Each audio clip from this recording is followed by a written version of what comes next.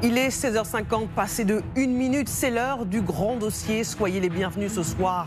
Ce sont eux, en réalité, qui dirigent le monde. Le classement Bloomberg des milliardaires qui ont vu leur fortune exploser révèle la puissance d'Elon Musk et des géants de la tech qui ont pris le contrôle des réseaux sociaux, de grands journaux et dictent parfois leurs lois.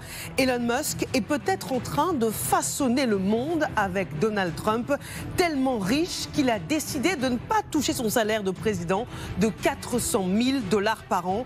Ces milliardaires qui vont faire 2025, c'est le thème du grand dossier ce soir. Partons tout de suite aux États-Unis. Retrouvez notre correspondant Axel Monnier avec Gilles Parot. Axel, ce classement de Bloomberg révèle la puissance des géants de la tech.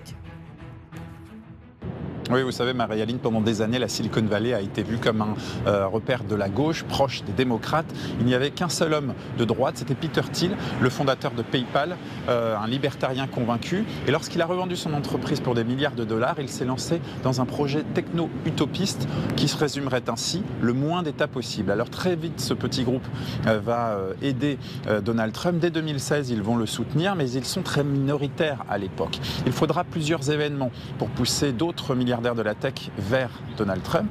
D'abord la politique mise en place par Joe Biden, les lois antitrust, les taxes sur les ultra-riches et l'encadrement très strict de la crypto-monnaie et de l'intelligence artificielle, puis l'émergence d'un homme, J.D. Vance. C'est un ancien de la tech qui va entrer en politique, qui va recevoir beaucoup d'argent, notamment de son ami proche Peter Thiel.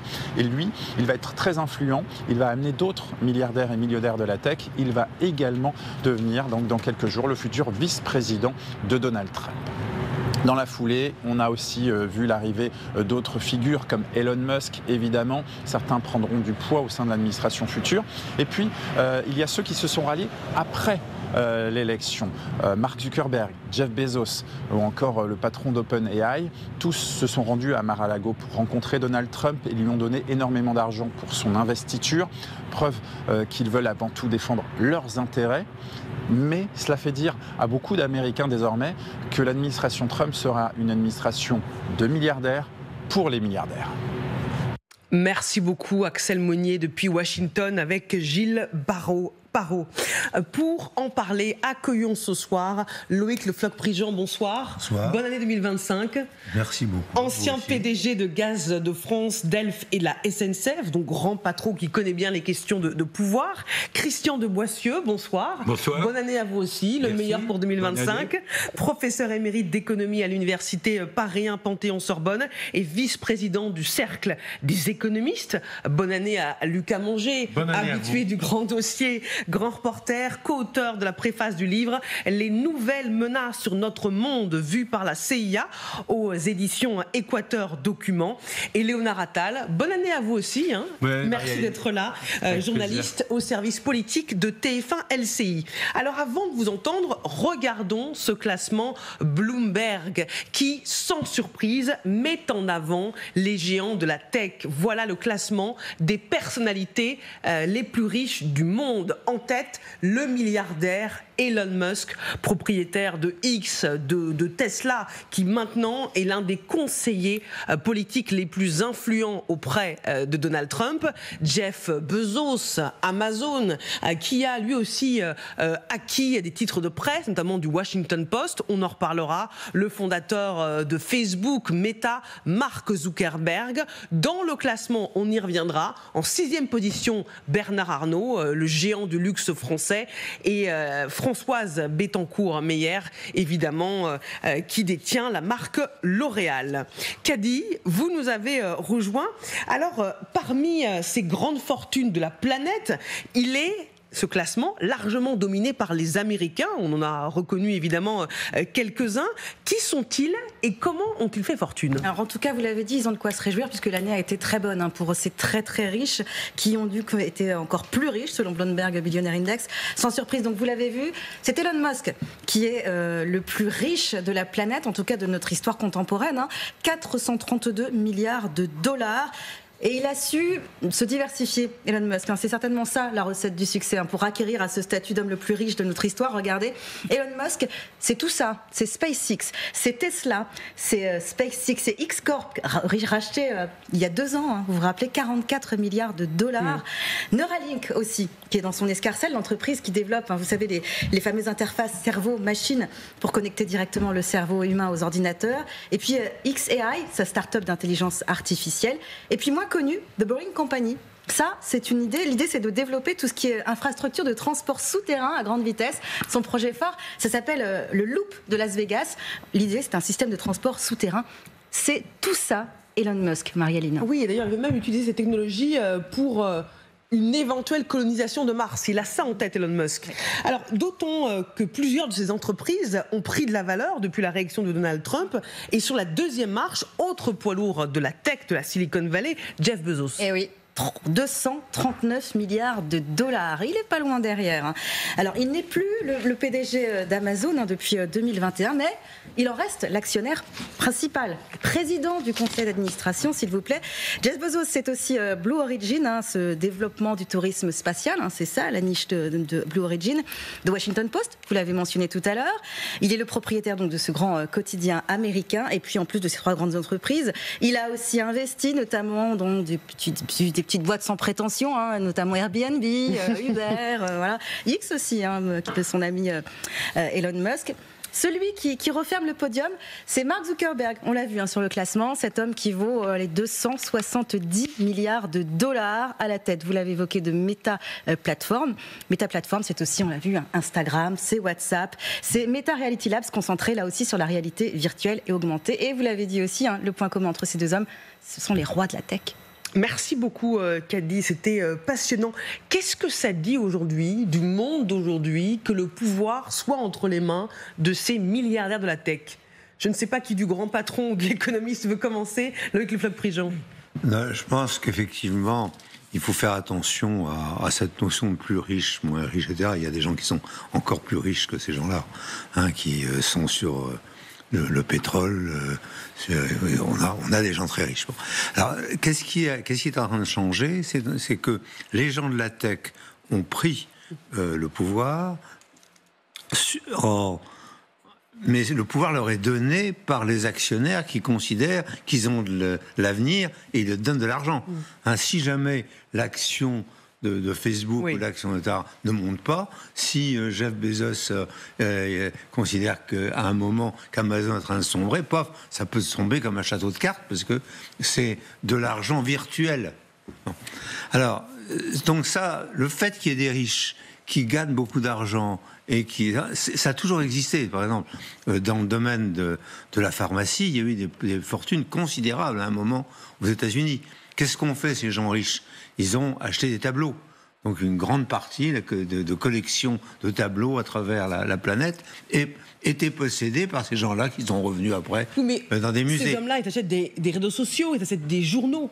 Mais on est dans une autre époque. Oui. On est aujourd'hui dans une autre époque et où, effectivement, ces gens, plutôt que d'acheter des tableaux, ont envie du pouvoir. Oui. Alors, le premier qui a eu envie du pouvoir parce qu'il était il considérait qu'il était mal fait, c'était Rockefeller. Et donc, en face, il y avait Theodore Roosevelt qui a dit non, on va l'obliger à séparer en 7 sa société, il n'en aura qu'un 7e. Donc c'est ça, parce que Rockefeller avait envie d'ailleurs, ses enfants, ses petits-enfants ont toujours eu envie d'être président des États-Unis. Donc on voit bien que c'était une tentation de celui qui a le pouvoir sur un certain nombre de choses importantes. Et là, le pouvoir aux États-Unis, le pouvoir était complet des Rockefeller sur le pétrole américain et sur tous les autres. Donc on voit bien cette volonté d'avoir du pouvoir. Simplement, ce qui est grave aujourd'hui, c'est que ils partent sur les médias et donc sur la capacité de manipuler. Oui. Et cette capacité de manipuler, jusqu'où elle peut aller. Et lorsque Elon Musk dit insulte le chancelier Scholz et dit c'est l'AfD, on se dit là il y a peut-être un mélange des gens qui est pour le moins fâcheux. je n'irai pas plus loin. Donc ce qui est en train de se passer est nouveau. Et il faut l'examiner en tant que novation et non pas comme ah ben oui, c'est déjà arrivé. Non, ici c'est arrivé, mais cette conjonction entre le monde des médias manipulateurs, parce on sait bien que l'ensemble de nos enfants, quand ils commencent à toucher les réseaux sociaux, sont manipulés et qu'on en... Je ne dis pas qu'on en crève, mais enfin qu'on aura envie qu'ils aient l'œil critique, le sens critique, qu'ils ont du mal à avoir à mesure que la manipulation arrive. C'est cette manipulation-là qui est dangereuse et qui effraie les vieux messieurs dont nous sommes. Non, mais pas que. Ça effraie tout le monde, évidemment. Mais on a changé d'époque, et cette époque n'est pas comprise par les gens qui gouvernent aujourd'hui. Ils continuent à rêver d'une période antérieure. Oui. Nous, les industriels, on ne rêve pas de la politique antérieure. Sinon, on verra bien que tout a changé et que ces gens-là sont en train d'essayer de façonner un monde qui est dans leur esprit et qui n'est pas forcément dans l'esprit des gens autour de nous. Le regard de l'économiste. Écoutez, il y a toujours eu des riches. Heureusement, il en faut aussi pour faire tourner l'économie. En France, au XIXe siècle, on parlait des 200 familles. Les régents de la Banque de France. Il y avait, aux États-Unis, Loïc citait Rockefeller, il y a toujours eu des gens très riches. L'originalité de la période que nous traversons, c'est qu'aujourd'hui, la richesse, elle est dans les techs, dans les technologies. Et pourquoi elle est dans les technologies ? Parce que qui maîtrise la technologie maîtrise les données. Oui. Le pouvoir, ce sont les data, comme on dit en anglais ou en latin, en mauvais latin, ce sont les données. Et donc là, c'est là qu'est le danger, parce que vous avez des phénomènes de concentration, à mon avis, excessive. C'est-à-dire que moi, je compte aussi sur les autorités de la concurrence pour limiter le pouvoir de marché des uns ou des autres. Y compris du côté américain et du côté européen. Ce qui me gêne dans tout ça, c'est pas qu'il y ait des riches. Ce qui me gêne, c'est la proximité avec le pouvoir. Oui. Et l'apparition de conflits d'intérêts potentiels. J'utilise l'expression conflit d'intérêts parce que qui rejoint Loïc, même s'il n'a pas utilisé l'expression, je crois que c'est l'idée que vous développez. Bien sûr. C'est-à-dire qu'à partir du moment où Elon Musk est aussi près de la future présidence américaine, il va pouvoir avoir un impact sur le système réglementaire qui va être mis en place. Et il peut pousser Trump à détourner l'appareil réglementaire à son avantage. Je trouve ça complètement anormal que Elon Musk vienne se mêler de la vie politique britannique. Hier, il fait un tweet, si je puis dire, assassin contre le Premier ministre britannique en ressortant des épisodes des années 2010 durant lesquels le Premier ministre britannique était procureur régional. Il se mêle de la politique allemande avec l'AfD. Il va bientôt se mêler de la politique française. Je veux dire, l'argent, c'est une chose. Il y avait le président Andrew Jackson, en 1835, président américain, disait « La monnaie, c'est le pouvoir ». Et cette formule m'a toujours fait un peu réfléchir. La monnaie, c'est évidemment le pouvoir d'achat, mais c'est aussi le pouvoir d'influence.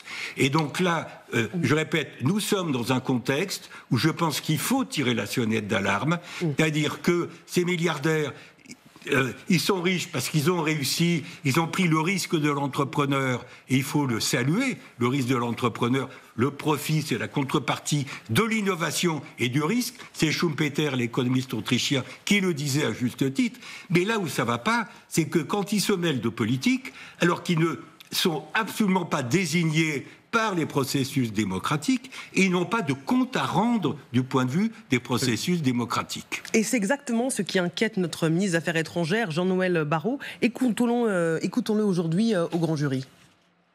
Qui vient un peu perturber, notamment en Allemagne, un processus électoral, et c'est très regrettable.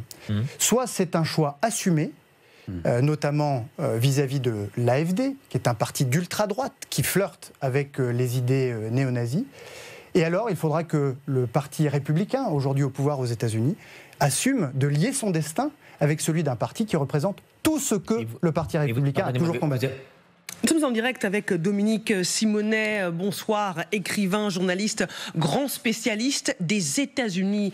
Est-ce qu'on sait quelle est la finalité de ce que cherche Elon Musk? Parce que c'est pas l'argent. Ça a été très bien dit par Christian de Boissieu. Il y a effectivement cette soif, cet appétit d'influence. Il a tout, Elon Musk. C'est l'homme le plus riche de la planète. C'est un génie absolu. C'est un fou aussi. C'est quelqu'un qui est vraiment inquiétant. Il met ses X absolument partout, dans toutes ses entreprises. C'est Tesla X, SpaceX. Son fils s'appelle X. Il y a le profil psychologique est un peu inquiétant déjà. Mais qu'est-ce qu'il cherche? Oui, il aurait bien voulu être président des États-Unis, mais il ne peut pas parce qu'il n'est pas né sur le sol américain. Je pense qu'il a besoin d'une reconnaissance extrême, de se mirer dans le miroir du pouvoir. On a un attelage très très étrange qui va se mettre en place à la Maison Blanche dès le 20 janvier, parce que ce sont 2 milliardaires qui veulent gérer les États-Unis comme une entreprise, avec la brutalité d'ailleurs de leur propre manière de faire. Simplement, c'est vrai qu'ils vont assez vite, me semble-t-il, ils vont se heurter au réel, parce que une société aussi complexe, en plus, aussi importante, aussi grande que l'est la société américaine, ne se mène pas totalement comme une entreprise. On peut effectivement gérer l'économie au mieux et il a effectivement besoin de l'être. On voit que la dette est colossale, le déficit aussi, qu'il y a beaucoup de problèmes dans l'économie américaine aussi. Mais ça ne suffit pas. Il y a aussi un exercice de la démocratie, il y a des contre-pouvoirs, il y a des libertés, des droits à préserver, il y a des oppositions. Tout cela, c'est ce que Donald Trump et Elon Musk n'aiment pas et essayent justement de mettre à l'écart. Donc je pense que très vite, ils vont se heurter au réel. Je prends juste 2 exemples. Sur l'économie, il y a des mesures protectionnistes extrêmement dures que s'apprête à prendre Donald Trump, notamment les droits de douane. On va y revenir. Les économistes, peut-être me contredirez vous sur le plateau, mais il semble qu'il y a quand même des effets pervers qui vont se faire jour, à savoir que ça augmente l'inflation, ça augmente les prix des produits américains, donc déjà le réel. Autre chose, la doctrine de Donald Trump et d'Elon Musk, c'est un isolationnisme le plus grand, c'est-à-dire de s'écarter des conflits mondiaux, de partir des conflits européens, de régler tout ça en 24 heures, sauf que là aussi, on le voit bien, quand on a un terrorisme qui frappe à la Nouvelle-Orléans, on se pose la question de savoir est-ce qu'il n'y a pas des filières, est-ce qu'il ne faut pas que les troupes américaines, ceux qui restent en Syrie par exemple, restent. Donc l'isolationnisme là aussi se heurte au réel. Donc voilà, c'est tout cela qui va se mettre en place le 20 janvier. On reviendra justement sur la manière dont ces 2 hommes veulent façonner le monde, mais sur la personnalité et les ambitions d'Elon Musk, Lucas Manger. Il y a quelque chose qui n'a pas encore été abordé, qui est le fait que derrière ces hommes extrêmement riches et extrêmement puissants, il y a une idéologie qui n'est pas seulement celle d'être de bons entrepreneurs et des génies et de gagner beaucoup d'argent, qui est libertarienne. Et c'est un vrai courant politique aux États-Unis qui a été embrassé par certains de ces hommes, pas tous. On a cité Elon Musk évidemment, Peter Thiel, le fondateur de PayPal, et c'est un monde dont J.D. Vance, le vice-président, vient et fait le lien avec Trump. Parce que Trump, au départ, n'était pas proche de ces gens-là. Il considérait que c'était des gens de la gauche de la Silicon Valley, et c'est eux qui ont changé, et qui surtout amènent une idéologie dont ils ne se cachent pas, dans un certain nombre de textes qui existent, sur le fait que, globalement, ils considèrent que la démocratie n'est plus un bon système. Il y a autour de Musk, de Thiel, de Zuckerberg, un certain nombre d'idéologues qui considèrent que l'arrivée au pouvoir de Trump Trump est l'occasion de mettre enfin à mal le système démocratique américain dont ils estiment qu'il est trop vieux, qu'il ne permet pas assez de liberté dans le sens libertarien, c'est-à-dire courant libertarien aux États-Unis, c'est pas du tout libéral, hein, c'est-à-dire c'est une forme d'anarchisme géré par les riches, d'oligarchie si on veut au sens romain du terme, où ils auraient le pouvoir parce qu'ils estiment qu'ils sont beaucoup plus intelligents pour gérer les États-Unis et une partie du monde que le reste. Et on le voit à l'œuvre d'une certaine manière. Quand, souvenez-vous, au lendemain de la réélection de Trump, Elon Musk reçoit à New York l'ambassadeur d'Iran. Il n'a aucun mandat pour le faire. Il ne représente personne, à part être le financier, l'un des financiers de la campagne électorale de Donald Trump. Donc il est effectivement invité partout. Donald Trump le présente comme un de ses conseillers, mais il reçoit l'ambassadeur d'Iran. Il intervient parce que vous l'avez dit, il intervient sur l'Europe, il soutient l'extrême droite britannique, l'extrême droite allemande, mais il intervient aussi beaucoup sur l'Ukraine. La difficulté que va avoir Donald Trump face à ces gens-là, c'est que Donald Trump n'a pas vraiment de courant politique. C'est un républicain extrêmement conservateur, isolationniste, et c'est aussi un milliardaire. Mais il n'a pas une idéologie politique, c'est pas quelqu'un qui a été forgé par une idéologie politique. Or, eux ont cette idéologie qui, à mon sens, est extrêmement dangereuse, c'est-à-dire qu'ils vont voir comment ils peuvent grignoter tous les contre-pouvoirs qui existent aux États-Unis, notamment ceux de la Cour suprême, ceux d'un certain nombre de tribunaux. Et en ça, par exemple, ils ont eu horriblement peur que Biden soit réélu ou que Kamala Harris lui succède, parce qu'il y avait chez un certain nombre de démocrates, et y compris chez un certain nombre de démocrates aussi très riches, moins riches qu'eux, la volonté de se dire finalement, le système européen de régulation des réseaux sociaux n'est pas si mauvais. Ils étaient très intéressés par les RGPD, en se disant, il y a quand même quelque chose qui va beaucoup trop vite, qui est beaucoup trop puissant et sur lequel l'État américain, même si c'est un État fédéral, n'a plus beaucoup de contrôle. Eux se sont dit, il ne faut surtout pas qu'on devienne comme l'Europe, parce qu'il faut qu'on puisse garder ce contrôle absolu, d'absolument. Et un certain nombre de gens se rallient. Par exemple, Bezos n'était pas de cet univers-là. Bezos est un milliardaire assez classique. Qu'est-ce qui se passe juste avant la campagne ? Bezos, qui est quand même le patron d'un des deux plus grands, pas le patron, le propriétaire d'un des deux plus grands quotidiens britanniques, le Washington Post, fait interdire un éditorial classique de la part du Washington Post qui allait appeler à voter Kamala Harris. Hier, une des grandes dessinatrices de presse... On peut voir le dessin que Jeff Bezos a fait interdire à censurer dans le journal qu'il possède, enfin, la principale. C'est un dessin dans lequel on voit donc Mickey Mouse qui se prosterne devant la statue de Donald Trump, et un certain nombre de milliardaires, dont Zuckerberg et Jeff Bezos, apportaient leur dollar au dieu Trump. Je simplifie le dessin.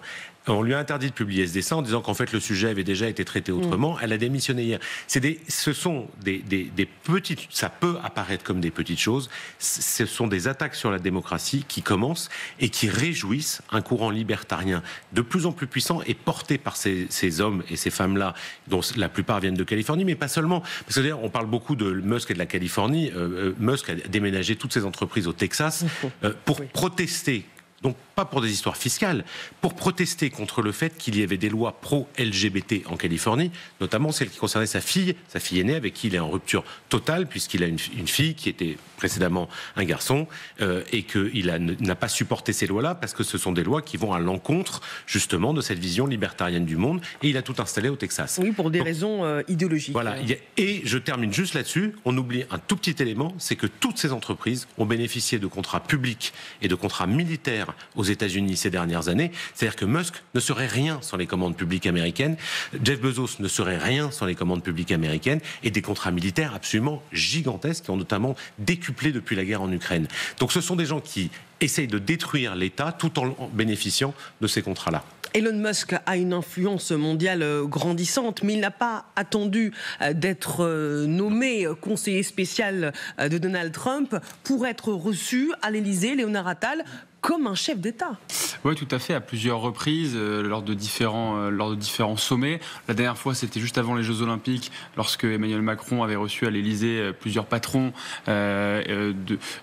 mondiaux, dont Elon Musk, officieusement pour les rassurer aussi, les investisseurs, quant à la dissolution et à la situation d'instabilité politique en France. Et Emmanuel Macron a lancé une nouvelle invitation d'ailleurs pour Elon Musk et pour Donald Trump. C'est le sommet de l'intelligence artificielle qui aura lieu à Paris au mois de février, auquel auquel très bientôt est invité, et donc très bientôt. Alors on peut se poser la question effectivement, est-ce que cette invitation sera maintenue en fonction des dernières prises de position d'Elon Musk, qui va quand même un cran plus loin en soutenant l'AfD, parti d'extrême droite allemand. Quand même, pour resituer l'AfD est tellement d'extrême droite que le Rassemblement national a rompu ses liens avec ce parti, après que la présidente, la chef du parti d'extrême droite allemand, Alice Weidel, avait proposé la remigration pour une partie des citoyens, ou des citoyens en l'occurrence, de citoyens allemands. Donc effectivement, Elon Musk plusieurs fois reçu en grande pompe, également à Versailles, lors d'une dernière réception avec des gens du numérique et du monde de l'entreprise à échelle internationale. Et puis, il y a aussi effectivement une forme de fascination qu'on observe dans la classe politique française, pas seulement au sommet de l'État, à droite, à l'extrême droite, ces dernières semaines, ces derniers mois. Le dernier ministre de la fonction publique, Guillaume Kasbarian, qui avait félicité Elon Musk après sa nomination dans l'administration Trump, en estimant qu'il avait hâte de travailler avec lui. Bon, il n'a pas vraiment eu le temps de travailler avec lui, puisqu'il a quitté le gouvernement 3 mois plus tard, mais aussi Eric Ciotti, à droite et à l'extrême droite. Valérie Pécresse, également, la présidente de la région Île-de-France, qui avait salué la volonté d'Elon Musk de couper dans les dépenses publiques. Elle avait dit qu'elle défendait un comité de la Hache depuis plusieurs années, depuis la dernière présidentielle, et qu'elle se félicitait de la nomination et de l'arrivée prochaine d'Elon Musk dans l'administration Trump. Donc c'est effectivement une influence mondiale qui touche la France, et pas seulement l'extrême droite, aussi la droite. Et effectivement, Elon Musk fait figure d'incontournable aujourd'hui, à la fois dans le monde économique et dans le monde politique. Et son arrivée prochaine à Paris, donc pour ce sommet sur l'intelligence artificielle, le montre une nouvelle fois.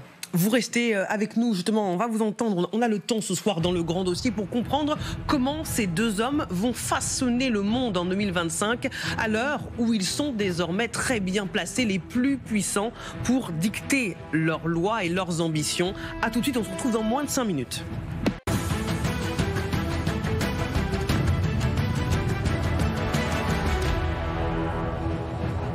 Le grand dossier se poursuit ce soir, consacré aux milliardaires qui façonnent 2025. Le classement Bloomberg a révélé la puissance d'un Elon Musk qui murmure à l'oreille de Donald Trump, qui assure pourtant que c'est bien lui qui restera aux manettes.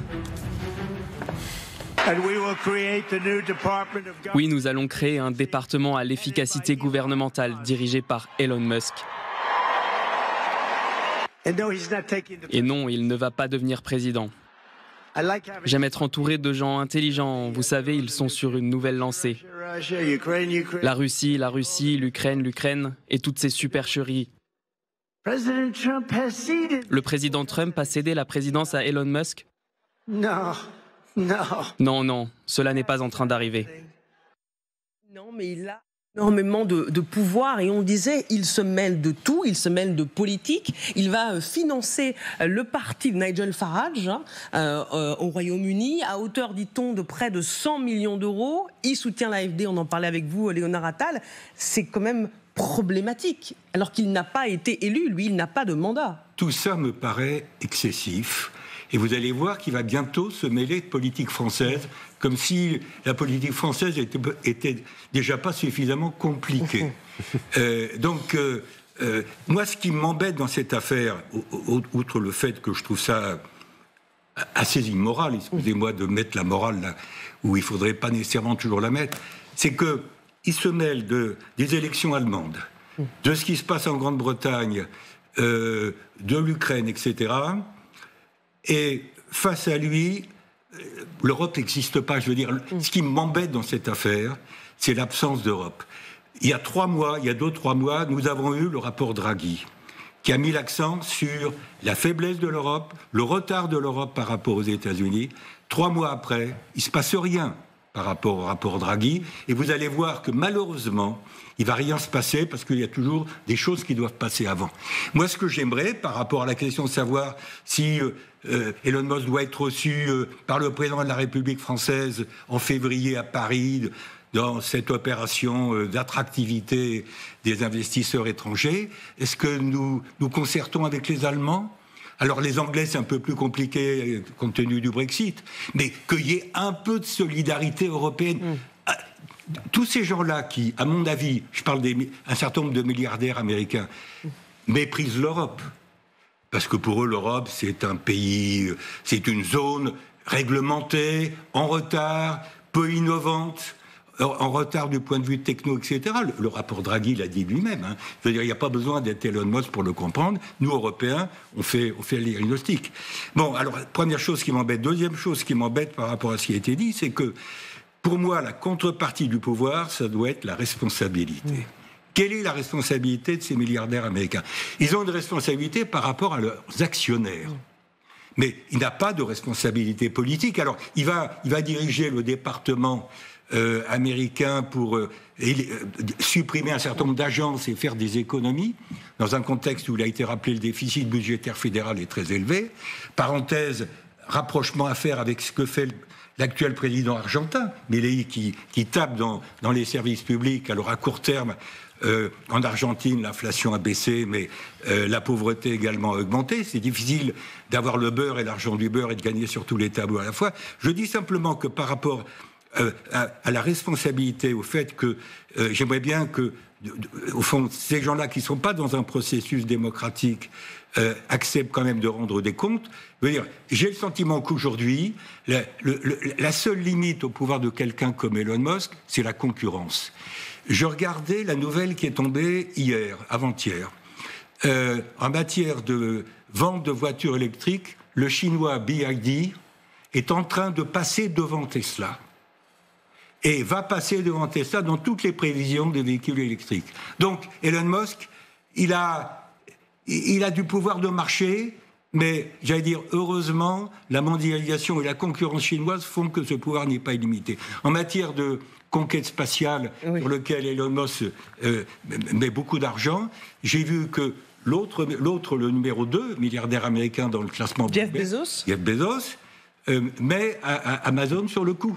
Et Amazon va également concurrencer, en quelque sorte, Elon Musk sur le spatial. Donc, étant donné qu'il n'y a pas de processus politique qui permette, en quelque sorte, de limiter le pouvoir de ces gens-là, qui n'ont pas été recrutés du point de vue démocratique et qui n'ont pas à rendre compte dans des processus démocratiques, sinon à leurs actionnaires, je pense que, au fond, la limite, elle pourra venir de la concurrence entre les États-Unis et la Chine, de la montée d'un certain nombre de boîtes concurrentes. Ce n'est pas un pouvoir sans limite, ce que vous disiez, Loïc Le Floch-Prigent, parce que leur fortune, évidemment, dépend de la réussite de leur entreprise. Je voudrais qu'on regarde à présent cette carte, parce que ce que l'on cherche à savoir, c'est ce que nous réserve ce duo Trump-Musk, qui sont à la tête de la première puissance mondiale.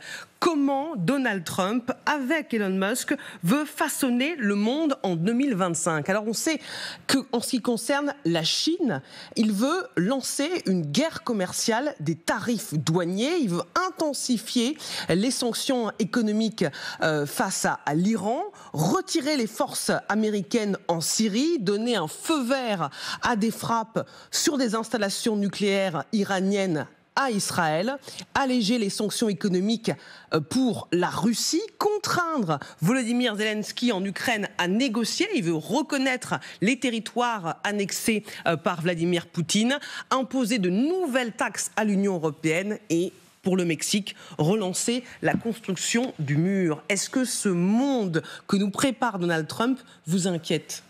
Je pense qu'il n'est pas très sérieux. Pourquoi ? C'est-à-dire que la politique, c'est plus compliqué que ça. Et c'est là que je faisais l'allusion à la différence entre un chef d'entreprise et un homme politique. Il y a des réalités qui ne sont pas comprises dans tout ça. Et ces réalités, c'est les relations entre les cultures et les relations entre les hommes des différents pays. Je pense que tout le monde imagine que c'est possible. Simplement, personne n'est dans le cerveau de Poutine, personne n'est dans le cerveau de Xi Jinping, personne. Et quant aux Iraniens, on pense qu'ils sont pour le moins divisés et que la Mollah continue à exister. Mais je continue à penser, ayant été souvent en Iran après que les Mollahs soient arrivés, que derrière les mollahs, il y a les pasdaran, et que les pasdaran ont un pouvoir extrêmement important, qui peuvent ou non dépendre des mollahs, mais ils peuvent très bien se débarrasser des mollahs et garder le pouvoir.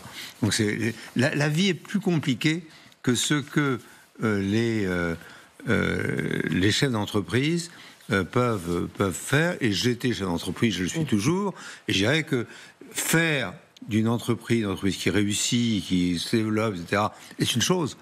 Faire en sorte que on façonne correctement le pays, un pays comme le nôtre, c'est déjà compliqué, on le voit avec M. Macron et ses premiers ministres successifs. Mais penser qu'on va façonner le monde comme une entreprise et en ayant uniquement une vue économique, alors c'est ce qui est contredit de manière très brillante, de mon point de vue, par Marcel Gauchet dans son dernier livre sur le néolibéralisme, en disant non, attention, il y a l'économie et puis il y a le politique. Le politique, c'est compliqué. Parce qu'il y a des hommes, c'est plus compliqué que l'économique. Et moi, je conçois très bien, en tant qu'industriel, que la politique, effectivement, en France aujourd'hui, c'est beaucoup plus compliqué que d'avoir une entreprise. Beaucoup plus compliqué. On me dit, qu'est-ce que vous pensez qu'il pourrait faire, Monsieur X ou Monsieur Y? Je dis, écoutez, non, c'est pas mon job. Je sais pas faire. Donc, je pense qu'ils vont tomber très rapidement sur des choses beaucoup plus compliquées qu'ils imaginent. Dominique Simonet, après je vous donne la parole évidemment Christian de Boissieu. Dominique Simonet patiente, il est avec nous et c'est un éminent spécialiste des États-Unis sur la manière dont Trump veut façonner le monde. Alors il réfléchit, comme le disait le Floch Prigent, comme un businessman, comme quelqu'un qui veut faire des deals, mais on sait déjà que Vladimir Poutine a refusé son plan qu'il proposait pour mettre fin à la guerre en Ukraine.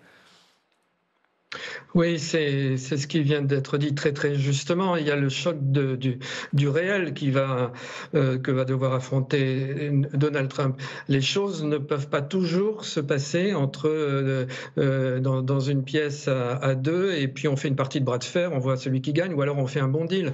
Les choses sont beaucoup plus compliquées que ça. La politique, c'est aussi des passions, c'est des émotions, ce sont des histoires de population. C'est beaucoup plus compliqué. On voit bien au Moyen-Orient, par exemple. C'est vrai qu'en Ukraine, Donald Trump a déjà carrément négocié avec Vladimir Poutine, mais est-ce que les Ukrainiens sont d'accord? Ils ont évidemment, ils sont épuisés. Le pays est dévasté. Ils ont envie que la guerre se termine, mais à quel prix? Au prix de dépecer le pays, de laisser tous les territoires conquis à Vladimir Poutine.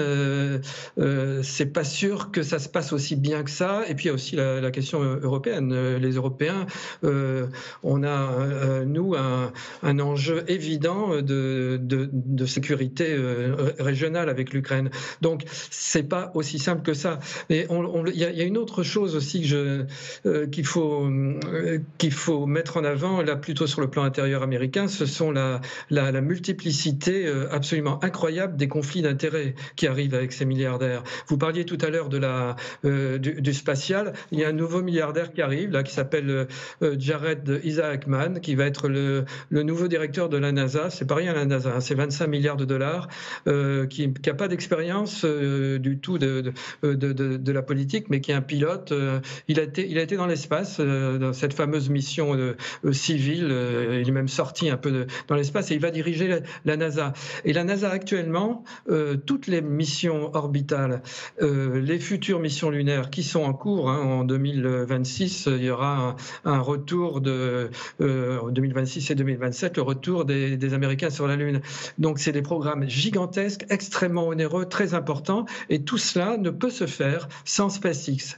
Et même d'ailleurs les deux astronautes un peu coincés dans la station spatiale reviendront sur Terre dans quelques semaines, grâce à SpaceX, parce que la NASA n'a plus les moyens. Il y a une privatisation d'un certain nombre de secteurs qui étaient autrefois des secteurs nationaux, qui étaient des prérogatives nationales. Alors quand tout ça se mélange avec ce qui a été très bien dit tout à l'heure par Lucas Manger, à savoir que une politisation et un tropisme évident de l'extrême droite. C'est influencé on le sait, par des gens comme Steve Bannon qui théorisent un affaiblissement de la démocratie. Il faut toujours rappeler quand même que Donald Trump a été élu majoritairement. Il est totalement légitime, et sans doute parce que les Américains éprouvent une forme de fatigue démocratique et ont envie d'essayer quelque chose, comme on dit quelquefois d'ailleurs ici,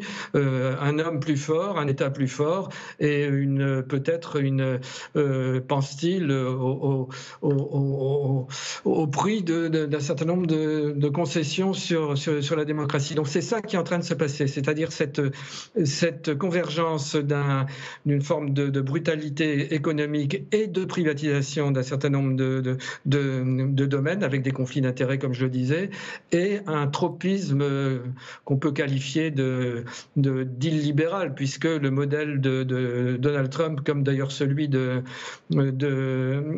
Musk, c'est Viktor Orban, c'est-à-dire une forme hybride d'un système qui serait démocratique mais aussi autoritaire. Et nous, on est un peu coincés dans cette histoire, parce qu'on a d'un côté les Russes et les Américains qui partent d'une certaine manière vers un modèle qui est assez proche, et comment l'Europe va réussir à défendre ses intérêts et l'esprit européen, notre idée de la démocratie, c'est toute la question qui va se poser de manière extrêmement urgente. Oui, bien sûr, c'est l'enjeu pour les Européens et pour le président Macron. On va y revenir avec vous, Léonard Attal. Merci beaucoup, Dominique Simonet, journaliste spécialiste des États-Unis, d'avoir été avec nous en direct dans le grand dossier.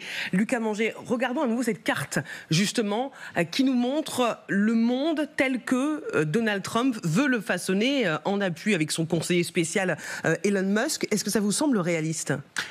Non, il y a des choses qui peuvent fonctionner. C'est-à-dire que c'est une carte qui montre très bien aussi quels sont les objectifs et les méthodes de Donald Trump. C'est une carte très intéressante parce que ça montre que c'est essentiellement de la contrainte et de la négociation. C'est-à-dire c'est pas on va discuter avec d'autres États, voire avec les Européens, comment est-ce qu'on peut faire en Ukraine. C'est d'un côté ce que Trump a toujours dit et écrit dans ses livres sur l'art de négocier, c'est il faut montrer sa force. Donc ça veut dire feu vert à des frappes sur des installations nucléaires iraniennes, comme vous l'écrivez sur la carte. Parce que pour l'instant, l'administration Biden avait effectivement à peu près refusé de faire.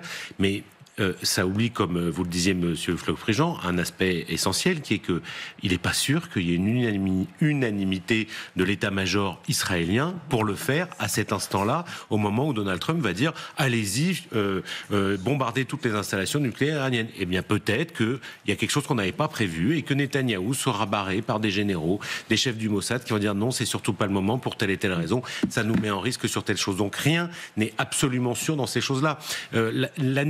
Prenons juste l'exemple de l'Ukraine. Trump dit et répète depuis des mois qu'il va négocier ça en 48 heures. Sauf qu'en fait, on voit bien que, alors soit il a un plan absolument secret, ce dont je doute, c'est-à-dire qu'il va arriver dans 15 jours, dans une quinzaine de jours à la Maison-Blanche, ça va évidemment pas se régler en 24 heures. Bien sûr que les choses ont bougé, que le discours de Zelensky a changé, le discours de Poutine a changé aussi, mais pour l'instant, il n'y a pas de plan. Il n'y a pas de plan en dehors de dire il faut que ça s'arrête parce que, alors il a une manière de faire, qui est de dire on arrête complètement l'aide financière et militaire américaine à l'Ukraine, et dans ce cas-là, c'est pas une négociation, c'est que l'Ukraine sera envahie par la Russie et ça sera terminé, la Russie aura gagné. Est-ce que c'est ça que Trump veut donner au monde ? J'en suis pas sûr. C'est pas sûr, vous avez raison. Hein. Il n'est pas encore investi, il peut nous réserver des surprises, il est imprévisible. Beaucoup de surprises, et le Trump 2 n'est pas forcément le Trump 1 qui était fasciné par Vladimir Poutine. Il est d'une certaine manière plus préparé, entouré avec des gens qui n'ont une seule qualité à ses yeux, qui est la loyauté. Mais encore une fois, il y a des gens qui, autour de lui, dans un certain nombre de think tanks, réfléchissent à ce que doit être la place de l'Amérique. Donc cette carte, elle est très intéressante pour ça, parce que c'est des tarifs douaniers, des négociations sur des tarifs douaniers, par exemple la guerre commerciale sur les tarifs douaniers avec la Chine, qui est une obsession de Donald Trump. Mais en face, il y a là aussi la Chine et des dirigeants chinois. Donc il ne peut pas agir tout seul. Il va changer, il va essayer de remodeler un certain nombre de choses. Regardez ce qui se passe avec l'Amérique centrale ces derniers jours. Un certain nombre de dirigeants d'Amérique centrale, Mexique, Honduras, Costa Rica, commencent à dire bon écoutez, ça va bien là 2 minutes le fait de nous dire que vous allez renvoyer des millions de personnes, sauf que ces millions de personnes participent de fait à l'économie américaine. Quelle serait l'économie américaine le jour où il n'y a plus tout les immigrants, certains étant d'ailleurs naturalisés, qui travaillent dans les stations-service, dans les McDonald's, dans toute la restauration rapide aux États-Unis, dans les hôpitaux, si tous ces gens-là sont envoyés. Et hier, il y a la présidente du Honduras qui dit « Écoutez, on ne peut pas fonctionner comme ça, nous, on peut aussi fermer toutes les bases américaines au Honduras. Vous ne payez pas pour ces bases-là. Alors certes, elles sont utiles pour la lutte anti-drogue, notamment au Honduras, mais il y a en ce moment des gens qui élèvent le ton en disant « Ça ne marchera pas exactement comme vous rêvez de le faire et comme vous l'avez promis ». C'est toute la différence entre une campagne électorale et la réalité du pouvoir. C'est pas la même chose. Approuvé par Loïc Le Floch-Prigent. Dans cet univers, Léonard Attal, on se demande comment les Européens et comment la France, comment Emmanuel Macron va pouvoir faire entendre sa voix face à ces géants. On va voir d'abord si le président de la République maintient sa stratégie qu'il a depuis 2017, c'est-à-dire pour Donald Trump mais aussi pour d'autres dirigeants et chefs d'État, de les recevoir en grande pompe, de les traiter. Il avait reçu Donald Trump dès 2017 lors de la parade sur les Champs-Élysées pour le 14 juillet. C'était le premier invité du chef de l'État. Donald Trump était à nouveau la guest star, l'invité vedette de la réouverture de Notre-Dame le 7 décembre au Palais de l'Élysée, avec cette rencontre avec Volodymyr Zelensky, on s'en souvient. On va voir si donc il poursuit sur cette stratégie malgré les menaces de Donald Trump de rétablir des droits de douane. C'est pas une stratégie, c'est de la com'. C'est une stratégie de réel politique, c'est une stratégie politique de traiter son interlocuteur pour tenter de le faire céder sur certains points. Il y a un objectif. Quel est l'objectif de la stratégie là ? L'objectif de la stratégie, c'est d'obtenir des avancées avec Donald Trump, c'est peut-être de faire baisser les droits de douane qu'il s'apprête à peut-être de négocier, peut-être trop. De protéger l'intérêt européen vis-à-vis de la guerre en Ukraine. Enfin, je suis pas dans le secret des discussions, et vous non plus d'ailleurs, avec tout le respect que je vous dois. Mais effectivement, c'est une forme de stratégie politique et de diplomatie. En tout cas, c'est celle d'Emmanuel Macron. Et simplement, sur Elon Musk, par exemple, on verra aussi, puisque maintenant qu'Elon Musk s'apprête à investir à l'administration américaine, est-ce qu'Elon Musk est encore invitable, entre guillemets, à l'Élysée ? 2023, en mai, il avait été reçu en grande pompe à l'Élysée. Est-ce que c'est toujours possible aujourd'hui, au vu des dernières prises de position, on en a parlé, d'Elon Musk ? Et puis, malgré tout, il y a un rapport de force et il y a le rôle de l'Union européenne. Là, lors de ses vœux, Emmanuel Macron a appelé un réveil européen sur l'aspect technologique, sur l'industrie. Et donc, pour cela, il faut une Europe aussi unie, et on voit que les élections générales en Allemagne au mois de février vont être déterminantes là-dessus, puisque le couple franco-allemand est sans doute ce qui incarne évidemment le plus l'unité de l'Europe dans le rapport de force qui se prépare avec Donald Trump. Est-ce que les Français arrivent à tirer leur épingle du jeu ? Kady, vous nous avez rejoint à nouveau pour nous parler de ce classement de Bloomberg, avec un profil de milliardaire français qui n'a rien à voir avec celui des Américains. C'est le moins qu'on puisse dire, Marie-Aline. Le constat, il est totalement saisissant. Si tout à l'heure, on parlait des magnats de la tech, eh bien là, en France, si vous êtes milliardaire, c'est que vous travaillez dans l'industrie du luxe, tout bêtement.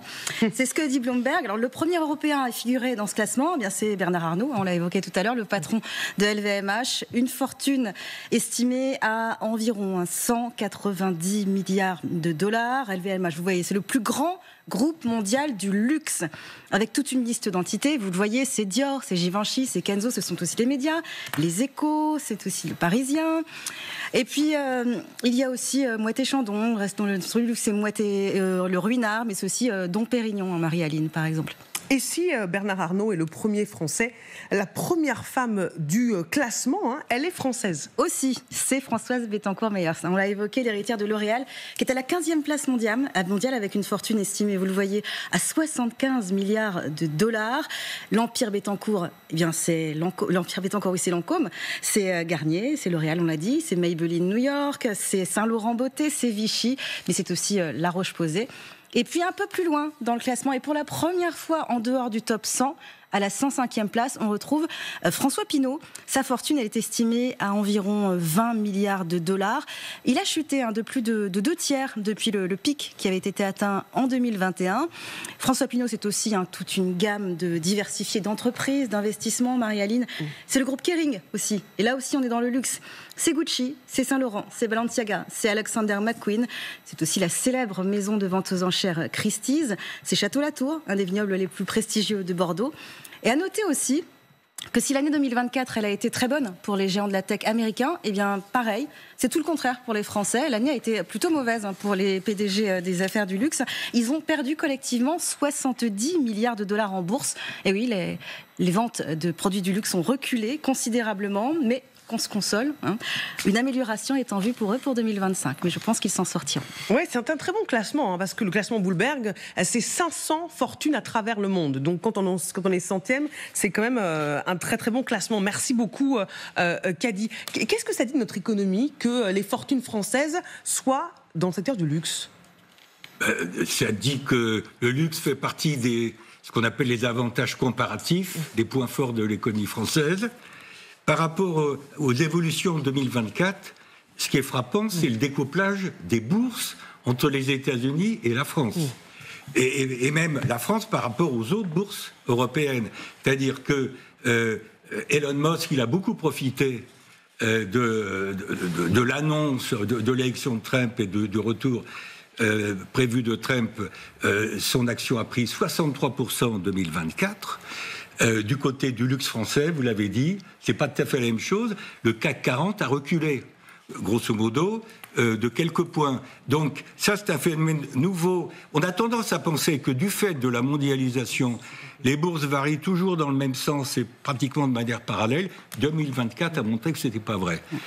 Troisième remarque, moi, ce qui me frappe par rapport au fond, il y a plus de diversité du côté des milliardaires français parce que au fond, notre point fort, c'est pas nécessairement la tech en France. Mais oui, oui. Bon, alors, je répète, chaque pays développe ses avantages comparatifs, ses points forts. Les milliardaires américains, c'est la tech, c'est l'accès aux data, la maîtrise des données, etc. Nous, en France, c'est luxe, c'est un certain nombre de... Madame Bettencourt, c'est pas le luxe, à ma connaissance, c'est d'autres points forts, etc. Enfin, c'est luxe, mais c'est pas la tech, en tout cas. Oui. C'est pas la tech, c'est ça que je voulais dire. Bon, il y a un point commun, quand même, par-dessus l'Atlantique, c'est que dans les deux cas, des milliardaires français et des milliardaires américains, il y a une proximité avec l'information, parce qu'on retrouve le problème des données. La volonté de contrôler, au fond, les médias ou les réseaux sociaux. C'est-à-dire ce qui, aujourd'hui, est le véhicule de l'information, parce que là encore, l'information, c'est le pouvoir. Oui. Excusez-moi de le dire. Mais oui, voilà. c'est vrai.